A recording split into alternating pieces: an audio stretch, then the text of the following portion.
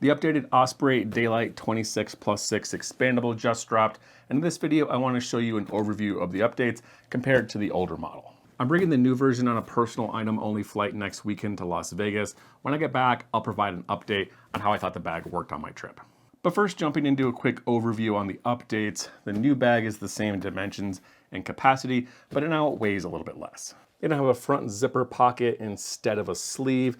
They added some gear loops for attaching gear, and they have updated the side grab carry handle. On the back, they updated the style on the luggage pass-through sleeve. They removed this plastic support on the bottom over here.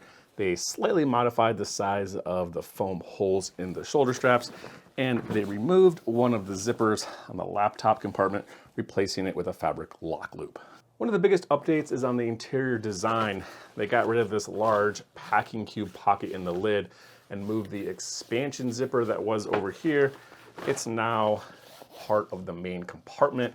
And they also added a small smart geolocator tag in the inside. Thankfully, Osprey kept the dimensions of the capacity the same, 17 by 13 by 6 deep, with a 6-liter expansion pocket. Makes this a perfect under-the-seat personal item bag, probably why it's such a popular minimalist travel backpack.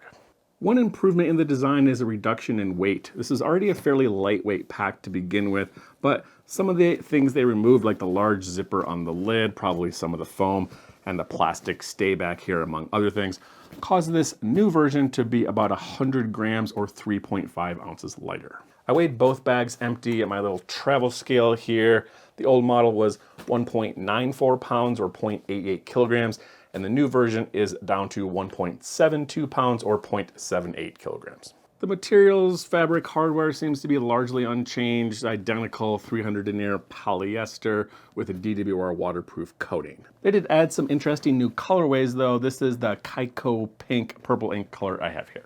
Now going into more detail on the external updates, they made some obvious changes on the front of the pack here.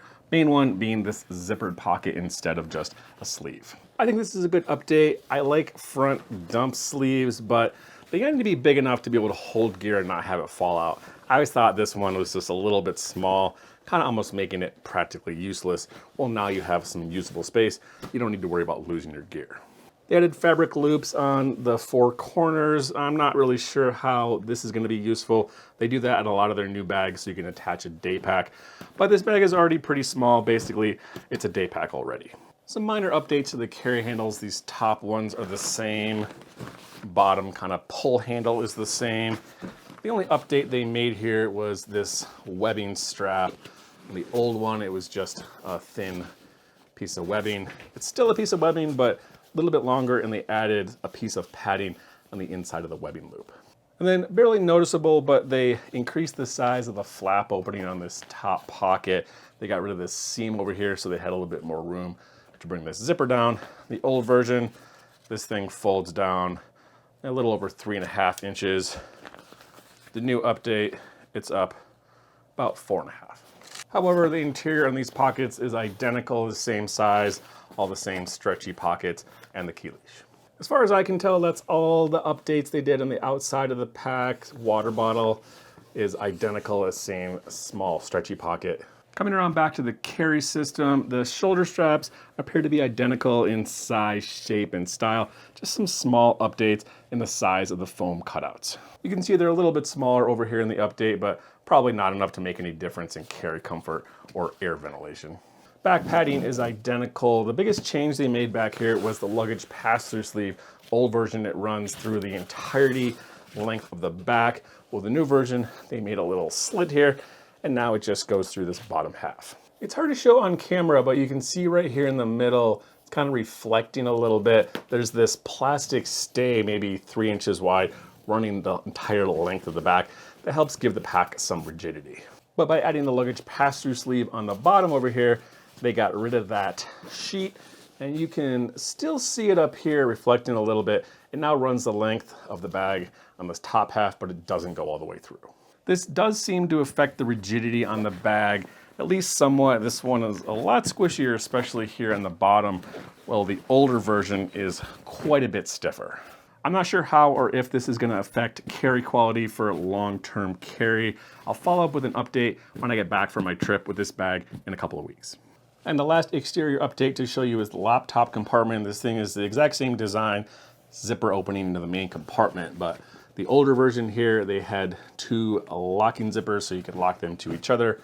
The new version now just has 1 locking zipper. They replaced the other one with a fabric loop. This can be used in 2 ways as just kind of a low-key, quick security, put the zipper pull through there, or you can use a travel lock and actually lock it to the loop. Now coming around to the interior organization, I'll show you one of the biggest updates here to that location on that expansion zipper. So remember, this thing has 2 pockets, one large one that gives you the full capacity on this front area, the volume being a little bit thin, and then this smaller, just standard interior zipper mesh pocket. The lid had the expansion zipper, so you had functionally kind of 2 larger compartments, smaller when it was unexpanded. Roll up the expansion zipper, and this front part pops out several inches and gives you that extra 6 liters of capacity.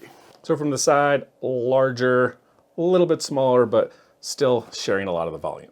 However, the update totally gets rid of that larger kind of packing cube expansion pocket, but it just keeps the one smaller mesh pocket in the lid.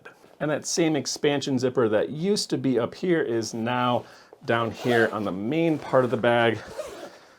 Works exactly the same way, appears to be the exact same dimensions, but now the entire capacity gets popped out here in the main compartment, and you have no capacity except for this small pocket in the front lid side. And just to show you from the side, we now have a larger main compartment over here and still that kind of smaller main compartment in the old version. And so you can see what that looks like from the side with the bags fully packed in expansion mode.